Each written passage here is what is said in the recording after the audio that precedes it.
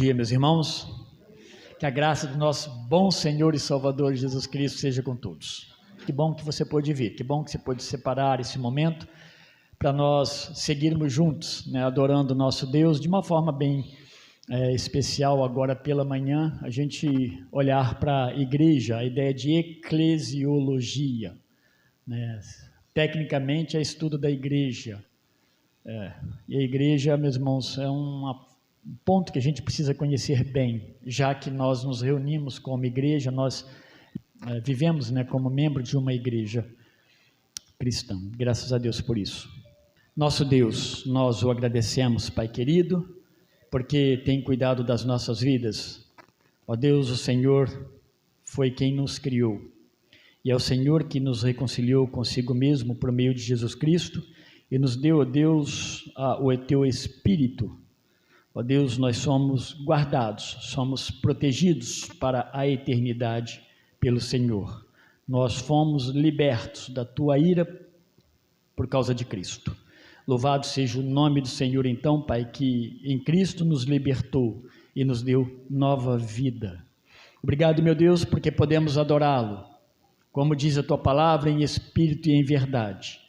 Ensina-nos, ó Deus, ajuda-nos a adorá-lo com sinceridade de adoração, de coração, para que, ó Deus, o nosso louvor seja fruto de vidas verdadeiramente transformadas pelo Senhor, ó Deus, e que compreende quem é o Senhor e o adora, ó Deus, conforme o Senhor deseja ser adorado.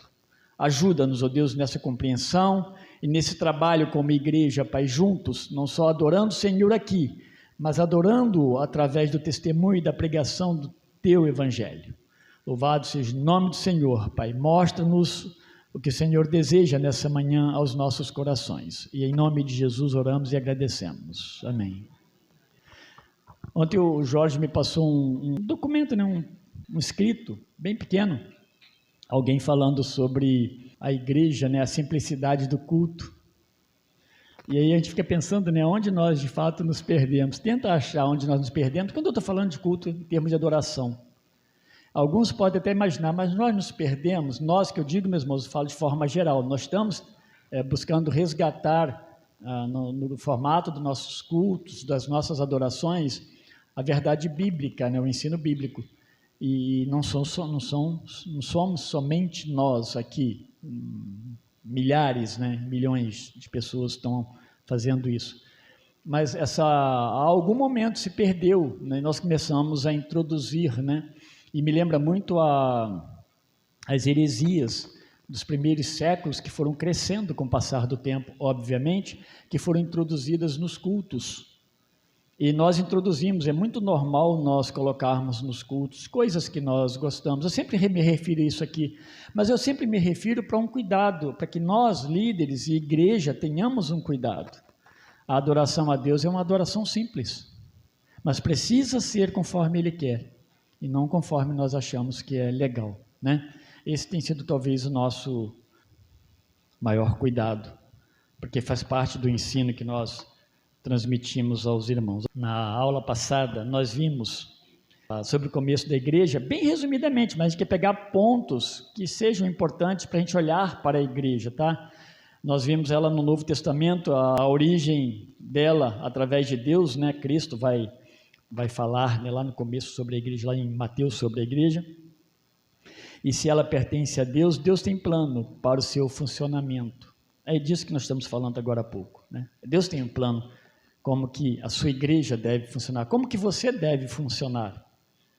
Deus te mostra isso nas Escrituras. A revelação de Deus é muito clara como você deve funcionar como servo de Deus. É interessante que Paulo trabalha muito isso, né? Quando ele nos tira, ele diz que Deus nos tira da condenação, nos livra da condenação do pecado e nos chama, né, para a sua maravilhosa luz. Deus nos salva e nos dá a diretriz de como deve ser um servo de Deus. Paulo vai dizer então que ele já não vive mais para ele, mas vive para Deus, para aquele que morreu na cruz e deu a vida por ele. Então, ela vai surgir como uma igreja local e rapidamente ela vai se estender como uma igreja universal na sua amplitude. Mas é interessante, quando você fala de igreja universal, essa realidade é a realidade da visão de Deus. Deus, desde o princípio da criação, ele olha para o alcance do evangelho, não somente para o judeu. Note que no começo do próprio evangelho, quando Cristo começa a pregar, e quando Cristo é assunto aos céus, e quando a igreja, ali a partir de Atos 2, começa a se desenvolver, a gente vai perceber que ainda assim os crentes ali começaram a ficar em Jerusalém, porque é a ideia judaica de um Deus somente para eles ainda, ao ponto que eles vão começar a se lembrar, mesmo Jesus tendo falado em Mateus 28, ide por todo o mundo, eles estavam reclusos ali em Jerusalém, nos territórios, no povo. Aí Deus traz uns problemas para eles, perseguições, e eles começam e vão para todos os lugares, né? Um deles é Filipe, ele vai para Samaria, e ele vai, provavelmente, quando Filipe prega em Samaria, ali em Atos 8, ele vai lembrar que Jesus encontrou com uma mulher samaritana, bem no começo do ministério. Jesus rompeu a barreira. Então, o evangelho, ele começa ali naquele lugar, ele se expande. E ele foi se expandindo, porque essa é a visão de Deus desde o Antigo Testamento. O alcance de pessoas, não de alguém que se denomina, eu sou o povo de Deus, obviamente. Então ela surge como igreja visível, igreja local. A ideia de igreja local e igreja visível, nós estamos falando a mesma coisa. E ela se expande então, se torna uma igreja, né, a igreja universal dos salvos, aqueles que creem e têm a mesma fé no Cristo como Salvador e Reconciliador. Então, nós vimos também que essa igreja, que é universal, ela está inserida na igreja local, não o contrário, tá? A igreja local inserida na universal. Tudo parte da igreja local. Sem a igreja local, não há sentido de falar de uma igreja universal. Então, a funcionalidade da igreja, o serviço da igreja, a adoração da igreja, ela está a partir da igreja aqui. Não da igreja que eu faço parte, invisível, né? Que eu não conheço, que ninguém conhece todo mundo. Não, a igreja local que é a igreja ativa. É a igreja que serve a Deus na sua adoração.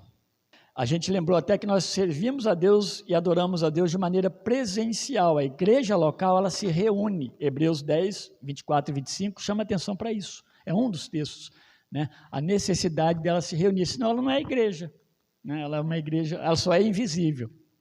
E quando a gente fala de crente invisível, tem bastante, né? Crente invisível. Então, meus irmãos, é isso que a gente quer ver, viu nas vezes passadas, e hoje eu queria ver com os irmãos sobre por que a igreja existe, a igreja como missão de Deus.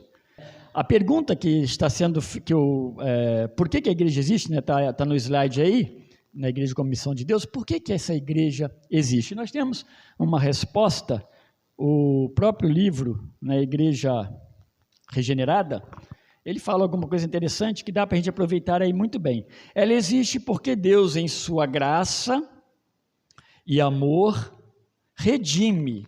Redimir, meus irmãos, é salvar, né? É livrar da pena do pecado pessoas de todas as nações para que conheçam, para que o glorifiquem e sejam o quê? Abençoadas, tanto aqui na terra e estendendo-se eternamente. É interessante você pegar Apocalipse 22, 3, essa questão da eternidade, aí você vai lembrar o que João escreve no finalzinho, nas coisas finais, Deus habitando, né, com o homem, mas ele diz assim, ó, e ali nunca mais haverá maldição contra alguém, e nela estará o trono de Deus e do Cordeiro, na cidade santa, né? E os seus servos o servirão. É um sentido de uma adoração que não tem fim, porque existe um Deus, que é o nosso Senhor, e existem seus adoradores, são aqueles que ele convoca para, então, adorá-lo. Então, a missão da igreja, ela está relacionada com a história da criação, e, obviamente, também da queda, e aí nós vamos pensar em redenção, consumação e glorificação. É importante a gente lembrar disso, porque a igreja, ela não surgiu num estalo de dedo na ideia de alguém, ela faz parte do plano de Deus eterno.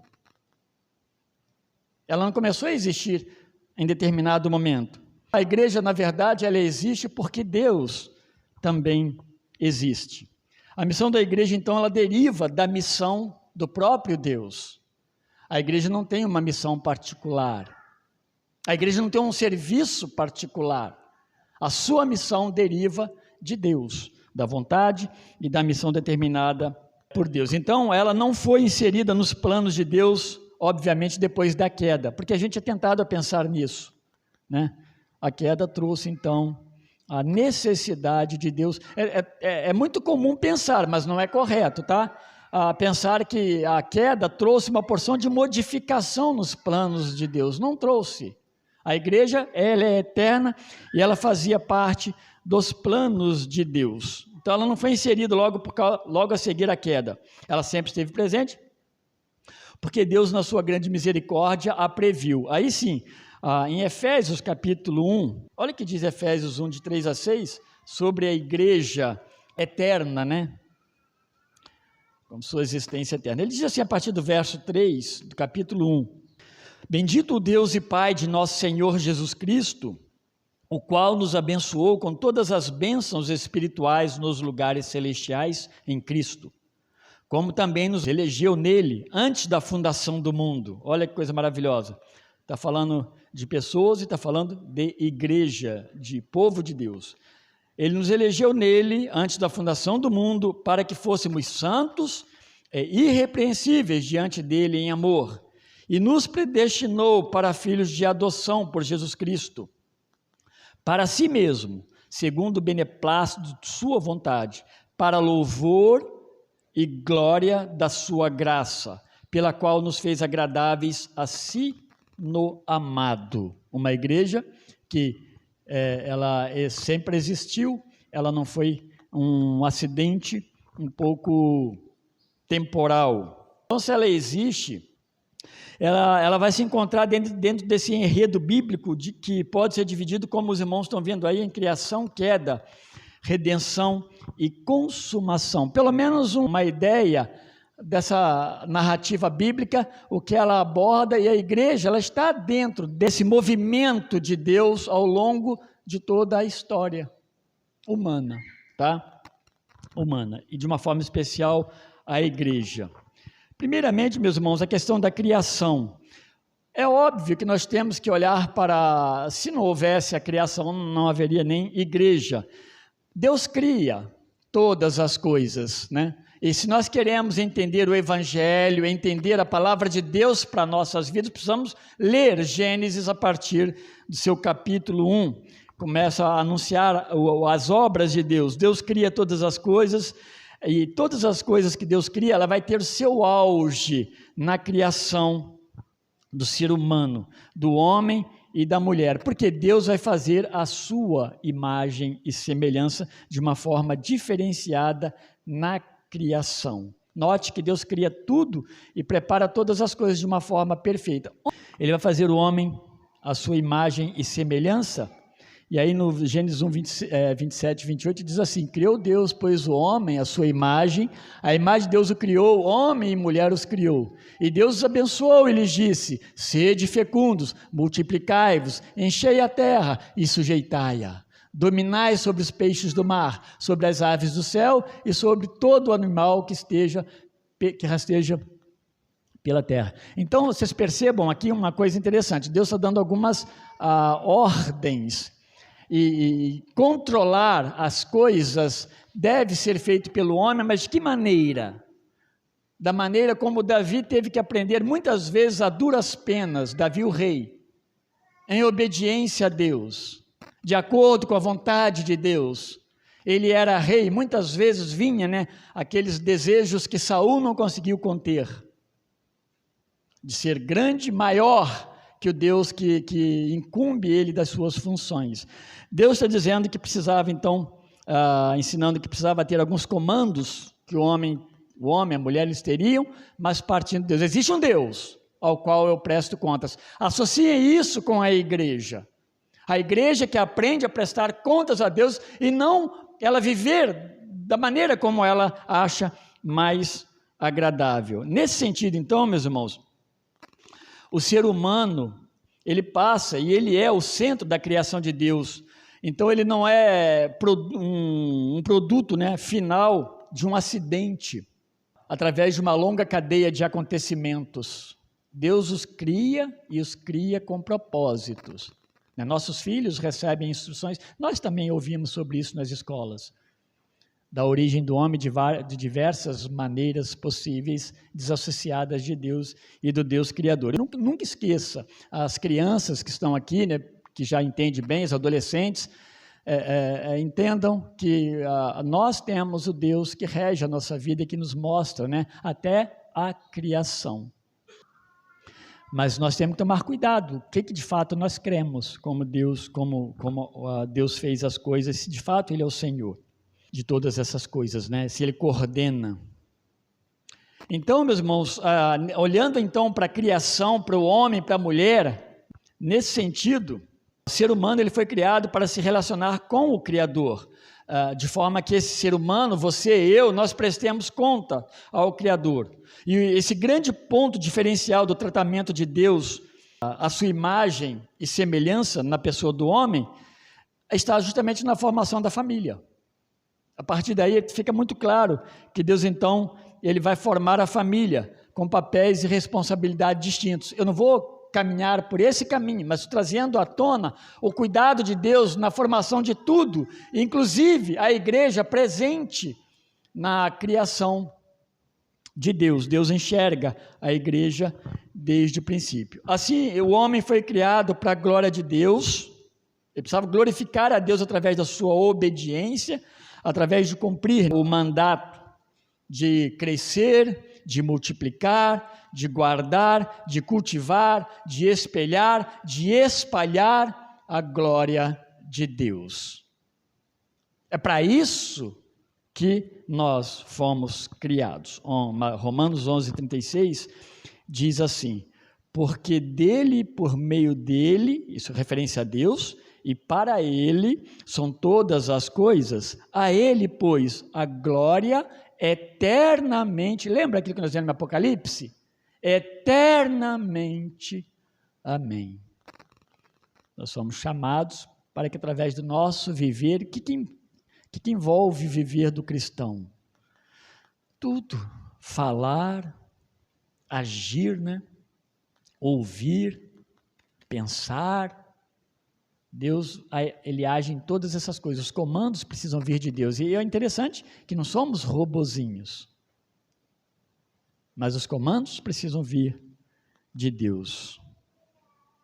Feito isso, mas entendendo essa questão da criação de Deus, nós sabemos também que o homem, ele caiu, né, dessa presença de Deus. E esse é o segundo movimento desse enredo bíblico, além da criação, logo após vem a queda do homem, que é esse afastamento, então, do homem que ele cria para servi-lo, cria sem pecado, ele se afasta de Deus. Esse afastamento não é uma coisinha simples, né? Eu fiquei um pouquinho mais longe de Deus, não. Interrompeu-se a relação entre o homem e o seu Deus. E ele se deu pela desobediência, aquilo que Deus ordenou. Se você pegar Gênesis 2, 16 e 17, Deus é muito claro. Antes da queda, ele explica para o homem. Ele chama o homem, só existia o homem, não existia a mulher ainda. E diz para ele, olha, de tudo você pode comer, menos da árvore que está ali no meio do jardim. Fica claro que Adão passou esse ensino para Eva. Como homem que recebeu de Deus, ele passou o ensino para sua esposa. Por que fica claro? Porque quando você pega Gênesis 3, e a serpente começa a tentar a Eva, ela responde. A serpente diz, foi assim que Deus disse? Ela falou assim, Deus disse assim, assim, assim, assado. Ela sabia, né? Então, eles tinham um ensino para que eles não comessem e não caíssem em desobediência. E aí vem, né, a desobediência e o desejo de ser igual a Deus. Está ali em Gênesis 3,6, que é a consumação daquilo que estava entrando na mente e no coração de Eva. E aí acontece, meus irmãos, a expulsão do jardim no ato da queda, e essa expulsão, ela vai trazer a imagem da luz, né, para as trevas. E aí a gente imaginar essa luz que é com a presença e obediência a Deus, agora trevas por causa da desobediência e afastamento da luz. que é Deus. Simbolicamente, a gente vai olhar para essa condição.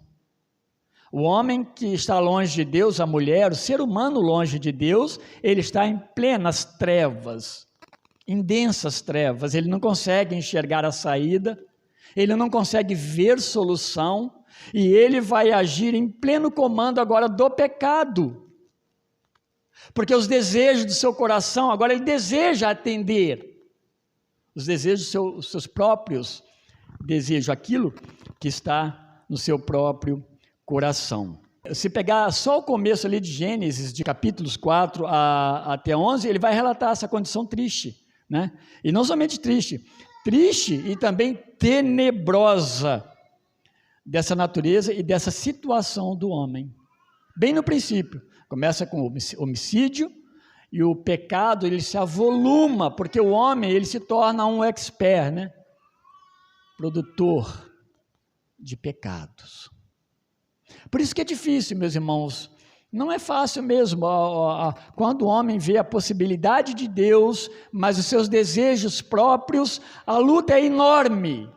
E quando Jesus vai descrever, né, para os salvos, para quem quer ser seu discípulo, faz a relação da porta ser estreita, é uma ideia de que a gente pensar nessa condição de que, de fato, as nossas bagagens de pecado, elas são muitas. E muitas vezes, aí vamos trazer para a ideia de culto e de igreja, nós queremos servir a Deus com as nossas bagagens de pecado conscientemente. E é quando Jesus, em Lucas 9, por exemplo, ele vai chamar a atenção de que tem que renunciar, tem que haver renúncia, né? A transformação das pessoas envolve renúncia, você deixar de fato o pecado, não amar mais o pecado, senão não houve redenção, não houve na verdade a transformação. A redenção é obra de Deus, mas não houve transformação, tá? E aí em Romanos, ele descreve bem essa desgraça que paira sobre o homem. Eu gosto desse texto aí, apesar de ser um texto muito carregado, esse texto aí ele fala dessa desgraça que paira sobre o homem rebelde, a pessoa longe de Deus a partir da queda. E aí, um dos textos, eu peguei o verso 10 e 23 desse capítulo 3, aliás 9, 10 e 23, ele diz assim, pois já temos demonstrado, Paulo respondendo, né, uma pergunta, que todos, tanto judeus como gregos, estão debaixo do pecado, como está escrito, não há justo, nenhum sequer, pois todos pecaram e carecem da glória de Deus. Acabou, né? Não há justiça no homem, não há inocência, não há algo bom nele, como nós às vezes gostamos de exemplificar, mas há sim algo de bom no pecador, não. Tudo que pode haver de bom, Deus nos deu, Deus nos concede, é pela graça de Deus mesmo.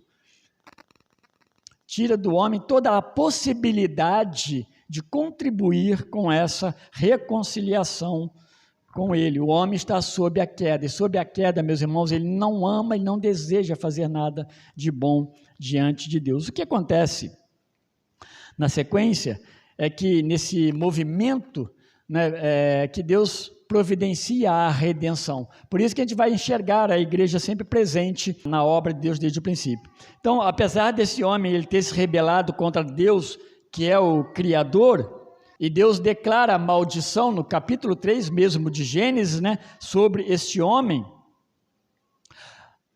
Contudo, Deus vai revelar para esse homem, para as pessoas, né, ele vai revelar a sua paciência e a sua misericórdia para conosco. Aí nós estamos falando então de redenção. Ele vai revelar para aqueles que respondem ao seu chamado eletivo. Gênesis 3,15, eu não estou lendo o texto, já começa ali, que muitos de nós chamamos, né, de começo do evangelho, o princípio do evangelho de Deus está ali, né? Que Deus fala que a cabeça da serpente e de Satanás, ela será, né, esmagada, a derrota sobre a morte. Então viria aquele filho da mulher, o descendente, e aí nós vamos colocar Jesus, tá? Ele vem do céu, nasce de mulher, pelo poder do Espírito Santo. E ele vai derrotar essa maldição que recai sobre o homem por causa do seu pecado, ou do seu afastamento da presença de Deus. Então, por que Deus redime pessoas? E aí, a gente tem que pensar que eu falei agora há pouco, redimir, meus irmãos, essa expressão redimir, ela é reparar um erro, mas não um erro de Deus, um erro do homem, da criação de Deus, é reparar uma transgressão do homem, uma falta do homem. É isso, quando nós falamos isso, nós estamos falando de redenção, de Deus operando em favor do homem a sua redenção. Para quê? Para que Deus redime? Para que o conheçam, o glorifiquem, vivam em obediência a Ele e sejam abençoados por Deus, Nós já vimos isso aí. Isso é importante. Por que Deus está redimindo um povo? Por que Deus chama para si de volta uma pessoa, pessoas, ao longo da história da humanidade? Por que Deus te chamou? Para quê? Para servi-lo, para que você possa glorificá-lo através da sua vida. Deus não cria o homem porque ele queria se distrair, mas há uma ordem bíblica que o homem ele é criado para adorar a Deus. E nesse processo de redenção e reconciliação, Deus reconcilia o homem consigo mesmo para o homem adorá-lo. Aí Deus, conforme Deus deseja ser adorado. E aí tem aquele texto, Deuteronômio 6, 24, ele vai nos ajudar bastante nessa compreensão de sermos abençoados na nossa adoração. Diz aí, o Senhor nos ordenou que cumpríssemos todos esses estatutos e temêssemos o Senhor, nosso Deus, para o nosso perpétuo bem, para nos guardar em vida, como tem feito até hoje. Sempre uma das perguntas que é feita para nós, para você talvez, é: qual o problema então do pecado? Se o homem é pecador ainda, permanece pecador. E qual é o grande problema então do pecado na vida de uma pessoa? Vamos pensar mais especificamente na vida de um crente. Qual é o grande problema do pecado? As consequências que ele traz. Não tem jeito de escapar. Tá? Nosso pecado traz consequências sobre a nossa vida. E aí, meus irmãos, a graça de Deus não está justamente nisso, que Deus nos auxilia e nos ajuda. Deus perdoa os nossos pecados, Deus trabalha os nossos corações, tanto no receber perdão, quanto no perdoar pessoas. Então, a redenção, ela atinge a igreja de forma direta. Deus chama Abraão, ele separa um povo, dá regras, para esse povo, de como se relacionar com ele, com o Deus Santo. Ele forma uma nação, inclusive, com território geográfico. Deus prepara todas essas coisas e levanta o Redentor da linhagem do meio deste povo, que é Jesus Cristo. É interessante que depois eu vou falar disso, dessa questão de Deus fazer tudo isso, mais adiante na pregação, como sombra do melhor que haveria de vir. Então, quando nós pensamos até mesmo em Israel como uma nação, que Deus forma um povo para si, então, como Deus forma um povo, Deus dá também, geograficamente, um espaço para este povo. Mas todas essas coisas, meus irmãos, nas Escrituras Sagradas, a gente tem que ver ela de uma forma muito clara como sombras de coisas melhores que haveriam de vir. É onde você vai perceber Abraão, lá naqueles tempos, olhando para Canaã, mas mirando a vida eterna, o novo céu e a nova terra que Deus prepara com as suas mãos. Ele enxerga todas essas coisas. Então, isso é uma forma muito maravilhosa. Redenção, então, é a libertação da condição de escravo. E escravo nós nos tornamos assim como fruto da queda ou do pecado. Esse pecado da queda, ele destinou o homem à morte física, espiritual e também à morte eterna, que é a condenação eterna, da qual em Cristo somos libertos. Deus livra o homem da morte física? Não, ele vai fazer o quê? Você morre, mas você ressuscita, como Cristo ressuscitou. A condenação eterna, que é a ira de Deus permanecer sobre as pessoas que não creem em Cristo, essa é terrível. Dá para você imaginar o que é sofrimento eterno, sem analgésico, sem nada para aliviar, mas ao mesmo tempo você não morre, porque você é eterno? Há algumas denominações que criaram uma morte, um aniquilamento, mas a Bíblia, no seu contexto, ela não trata de aniquilamento, porque aniquilamento seria bom. Quando Deus fala, e não é que nós queremos juízo sobre as pessoas que não creem, é que Deus está ensinando claramente, a queda do homem, ela foi algo muito pesado e marcante, precisa ser bem percebido, e precisa nos confrontar. Tá? A redenção que é prometida ali em Gênesis 3,15, ela vai se dar em Jesus, e Jesus livra o homem da morte espiritual e da condenação eterna, de forma plena. Romanos 6,23, porque o salário do pecado é a morte, mas o dom gratuito de Deus é a vida eterna em Jesus Cristo nosso Senhor. É um versículo perfeito para evangelizar, porque ele fala as duas condições. O pecado tem como salário a morte, e a morte aí você pode pensar que morte física, essa morte espiritual, a morte eterna. Por que morte eterna também? Porque ele usa a vida eterna no final. E a vida eterna cobre tudo isso, porque envolve a ressurreição, envolve a transformação do corpo de pecado, glorificado, que é a consumação, que é o último ponto que a gente vai ver, em Jesus Cristo. Olha o Deus que providencia a nossa libertação da escravidão do pecado. Então, a partir daí que Deus vai acrescentando dia a dia os que vão sendo salvos, Ele vai chamando e colocando na sua igreja. Na conversão nós firmamos uma aliança de fé com Deus, de obediência, serviço e comunhão. Agora percebam, meus irmãos, essa expressão obediência precisa estar muito claro para nós como cristãos, porque como desobedientes, nós somos colocados não sob a ira condenatória de Deus, mas sob efeitos terríveis de sofrimento e mau testemunho. A Bíblia deixa muito claro que o pecado que nós cometemos, que eu cometo, por exemplo, ele tem uma repercussão que atinge toda a família, seja da maneira que você possa imaginar, como igreja, como sua casa e tantas outras coisas que o pecado ele atinge.